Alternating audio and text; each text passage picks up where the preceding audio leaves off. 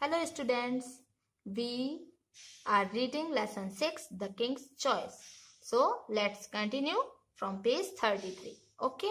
One day the crow said to the king, Your Majesty, have you ever tasted the camel's meat? It's quite tasty and sweet. I had some in a desert once. The lion had never seen a camel, but longed to taste the camel's meat. But where can we get a camel? He asked. Once flying over a desert which is some miles away, I saw a lone camel there. It looked big and fat. The lion looked at his other advisors.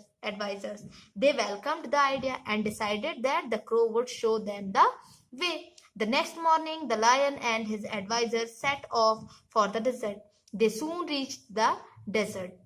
Once they left the forest, blazing sun beat down on them. It was unbearably hot. High up in the cool air flew the crow.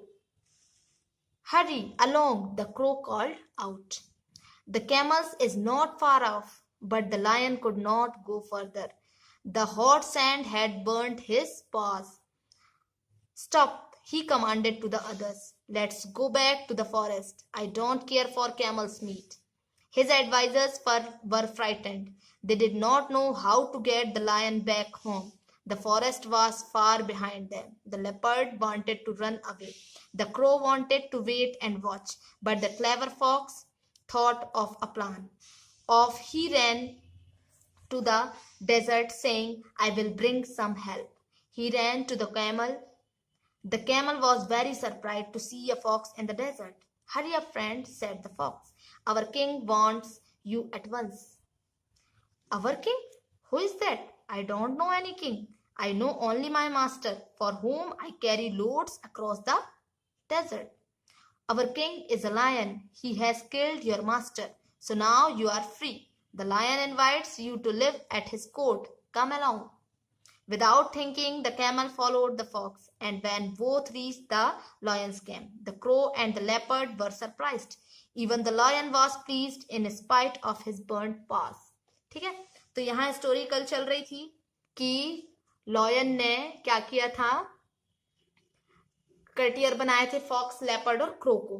ठीक है, तो एक दिन crow कहता है king से कि king means lion. Okay, कहता है योर मैजेस्टी, क्या आपने कभी कैमल का मीट टेस्ट किया है? ये बहुत टेस्टी होता है और बहुत स्वीट होता है. मैंने तो एक बार खाया था जब मैं डिजर्ट की तरफ गया था. तो लॉयन ने कभी कैमल को देखा नहीं था, तो वो टेस्ट कैसे करता कैमल का मीट, है ना. लेकिन वो बोलता है कि हमें कैमल का मीट कहाँ से मिलेगा, हमें कैमल कहाँ से मिलेगा. तो बोलता है, क्रो बोलता है कि मैं एक बार जाकर देखता हूं. एक बार मतलब गया था कि डेजर्ट यहाँ से ज्यादा दूर नहीं है, कुछ ही मीलों की दूरी पर है. मैं घूमने गया था तो मैंने वहां देखा था, तो डेजर्ट ज्यादा दूर नहीं है, कुछ मील की दूरी पर ही है. और वहां मैंने एक अकेले लॉयन, अलोन है ना, अलोन मीन्स अकेले, कैमल को देखा. वो बहुत बड़ा भी है और फैटी भी है, मतलब मोटा भी है. तो लॉयन जो था अपने एडवाइजर्स की तरफ देखता है.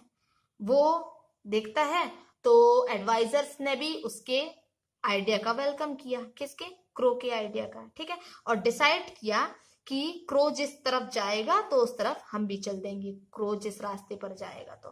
ठीक है, तो अगली मॉर्निंग क्या हुआ, लॉयन और उसके एडवाइजर्स जो थे वो डेजर्ट की तरफ निकल चले. तो वो जल्दी ही डेजर्ट पहुंच गए, है ना.